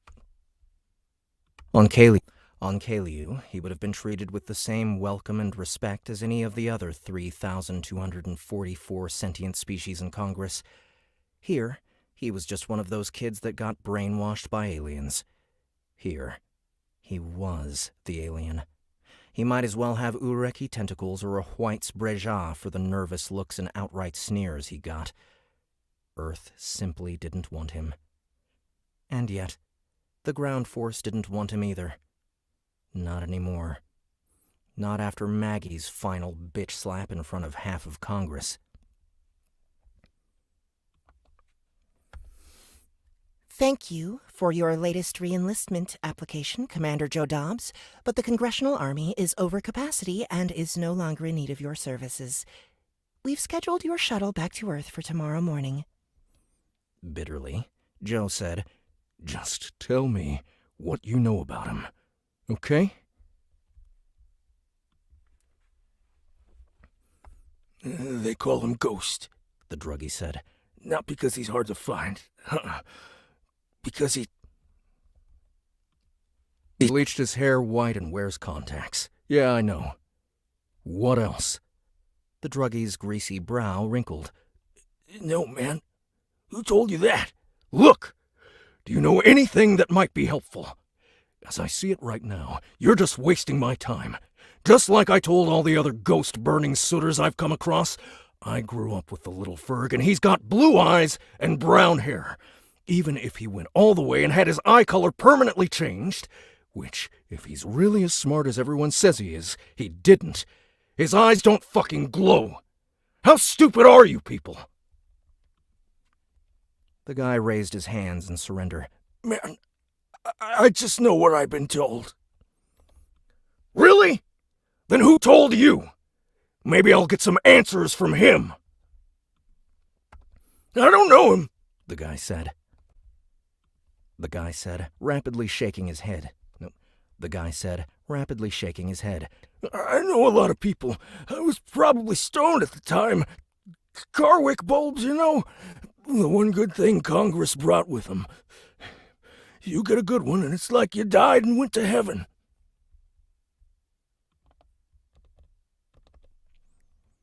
Joe narrowed his eyes and leaned in close to the glass. You want to find out what that really feels like? Joe growled. I'll show you, you tacky leafling! I'll show you, you tacky leafling! The druggie sobered, really looking at him now. Joe tensed, realizing that this could be the break he'd been looking for. Come, the druggie said finally. Joe waited. Then, when that was all that was offered, he blinked at him. Excuse me. Gum. Yeah, you know.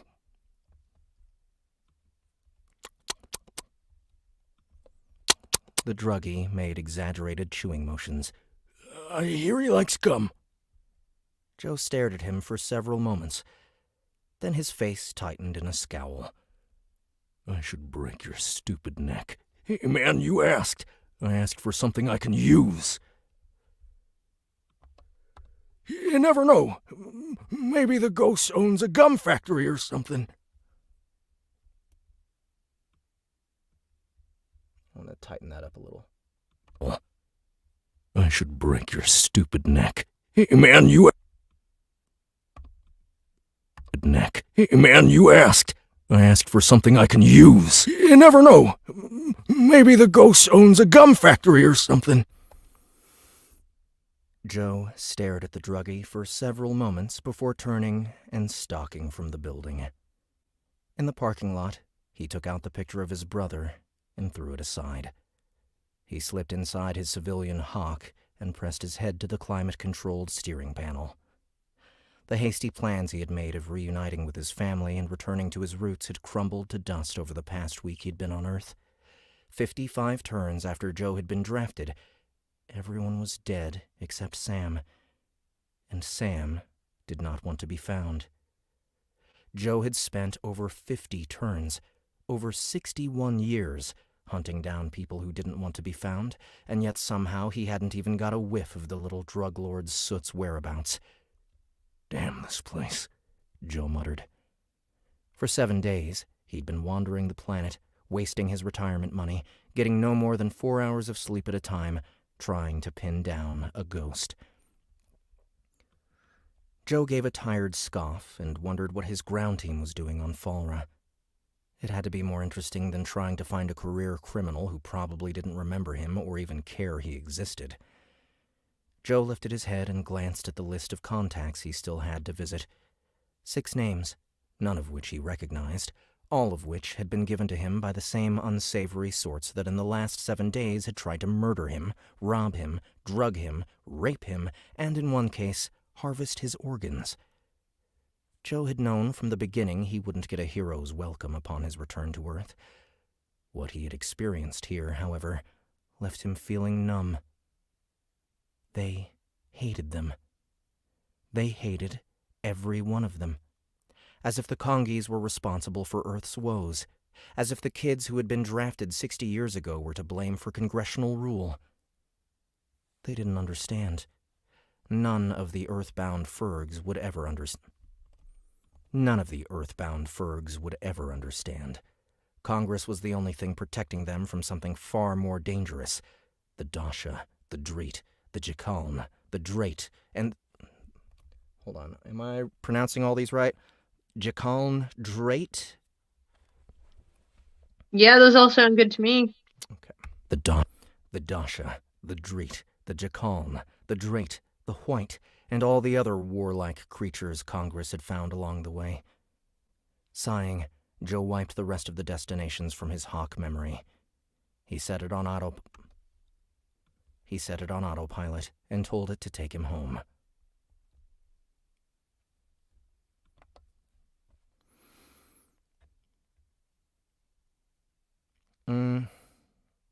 Is this receptionist cute?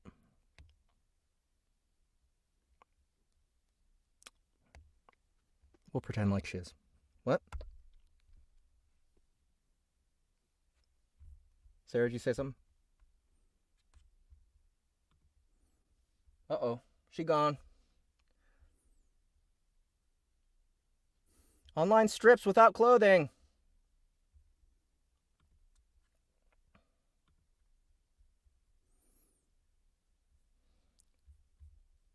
Told it to take him home. You're back early. You're back early. The smiling young receptionist at the desk of the hotel said as he stepped inside. You find your brother, Mr. Dobbs? No, Joe said. Her smile faded. Oh, I'm sorry, sir. Don't be, Joe said with a sigh. He sounds like a prick anyway. He passed the ornate receptionist booth and took the plushly carpeted stairs to his room. Human buildings still hadn't fully adapted to the introduction of the Hawk, with the older ones still requiring ground-level entry. Joe had had the poor sense to choose one of the more archaic hotels, longing for the memories of his childhood.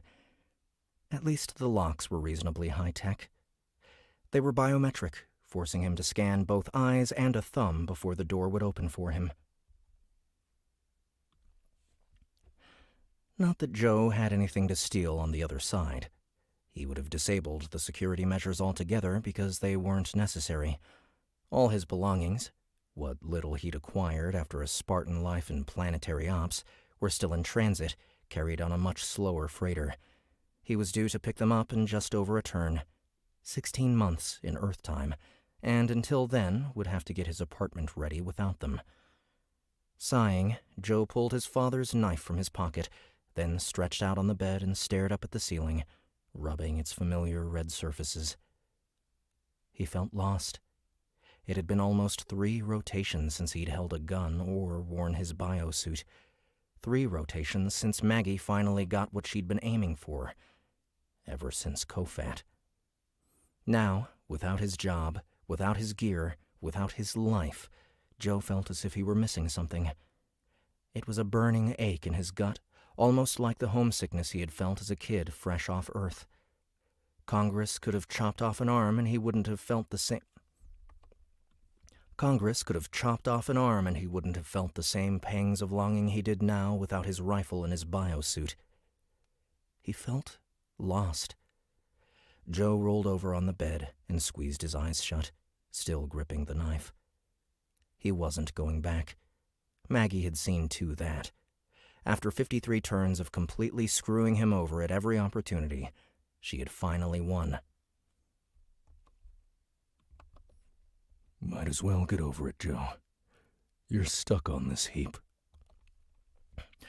Might as well get over it, Joe.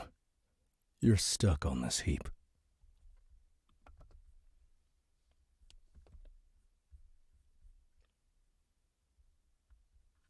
Oh, she back. Hello. I answered my own question through the narration. She's young, so I just assumed that she was cute. Okay, You're I'm stuck sorry. on this heap. I hit the wrong button. Okay. As he mulled over that, the lack of sleep finally caught up with him. Joe unwillingly began yet another disturbing dream about his inexplicably bitter former groundmate. The phone rang. Joe jerked awake, at first thinking it was an invasion siren going off. When he realized it was the blocky device on his nightstand, he frowned. Back at the front desk, the receptionist could have seen he was sleeping. He'd paid top dollar for all the amenities, and she had said herself that the staff would divert all calls when his heart and respiratory functions indicated he was sleeping. Joe dropped the Swiss Army knife to the nightstand and picked up the phone, trying not to sound groggy. Joe dropped the Swiss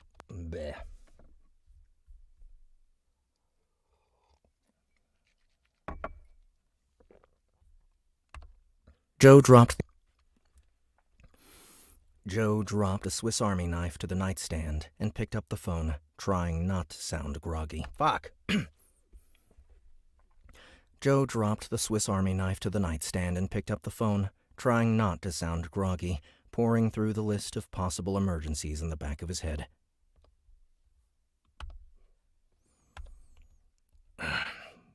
Yeah?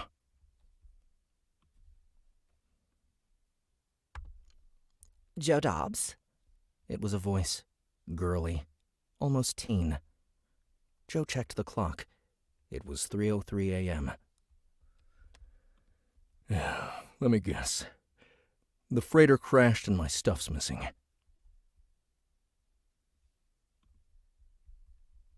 Joe Dobbs?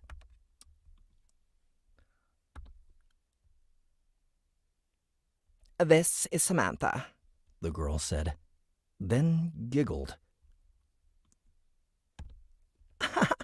But you can call me Sam. Joe's brows furrowed.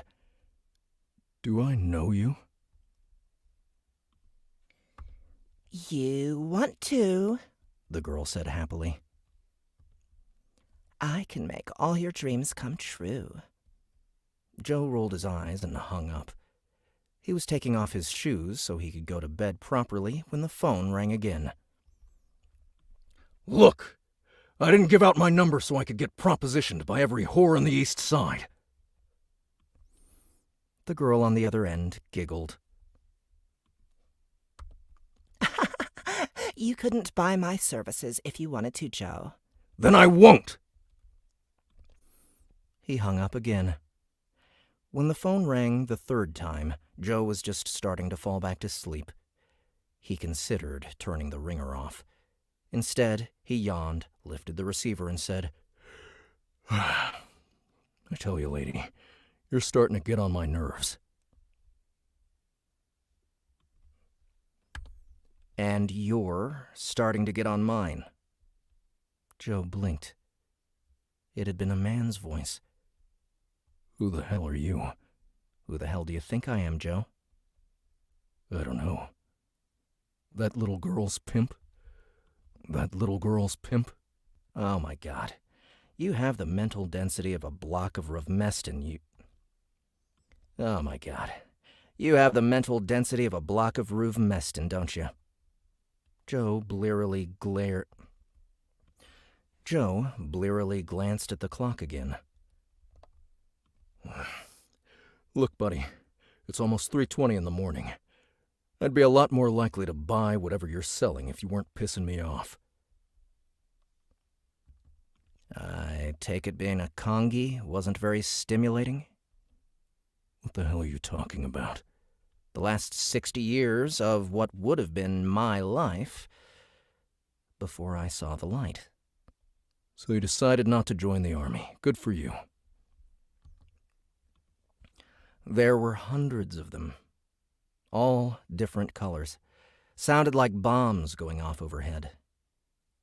I remember them because they scared me just as much as they scared the ugly creeps I was with. As Joe's sleep-starved mind tried to make sense of this, the caller added, "So, did you ever end up in that cave killing dragons? 'Cause mine pretty much came true."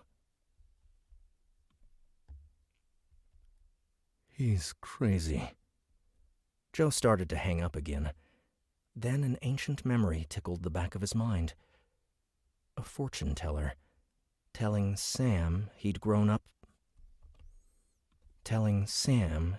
to be a drug dealer, and that Joe would grow up to slay dragons. With that memory came the memory of the fireworks Joe had used to distract the Ureki that had been kidnapping his little brother for the draft, and of Joe getting captured in his place.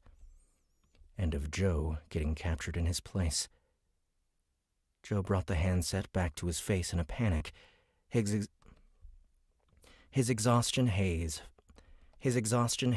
vanishing. Sam? The line went dead. All right. That's a nice place to stop. So, thank you guys again for coming to hang out. Tomorrow I will be back at it. I'm going to try and get in here earlier. Probably, I'm going to shoot for like 4 o'clock Central tomorrow. Maybe 5. I'll let you guys know. I will make an announcement. You will see. I'm going to start earlier, and I'm probably going to stop around the same time. So it's going to be more like 3 to 4 hours of cold reads every day this week. So Tuesday, Wednesday, Thursday, and Friday there will be cold reads. And then we're going to ship it on into the app for next week. So at first you'll have to watch it on YouTube, but then next week you'll be able to download it on our app and listen wherever you are without having to stream, use your data or whatever. So anyway, thank you guys so much for coming one more time. Be sure to watch out for our newsletter. If you go to soundbooththeater.com, you can sign up for it. You can also sign up for an account there on our website where you will be able to buy the short story called The Moldy Dead by Sara King, which is within this series. It's just going to be $2. It's a little bit longer than an hour. It's a really cool story about a, well, man, I feel like everything about it would be spoiler territory for me to tell you. It's called The Moldy Dead, and it's great. And it's got you could even go to Amazon and pick up the short story right now if you want the Kindle version. But yeah, check out everything in the description of this video. You can find links to the first book of The Legend of Zero, Forging Zero, which is already on Audible and already killing as far as sales and as far as ratings. And yeah, you guys can catch up. Anyway, y'all have a good night. Thanks one more time for being here, and I'll catch you tomorrow.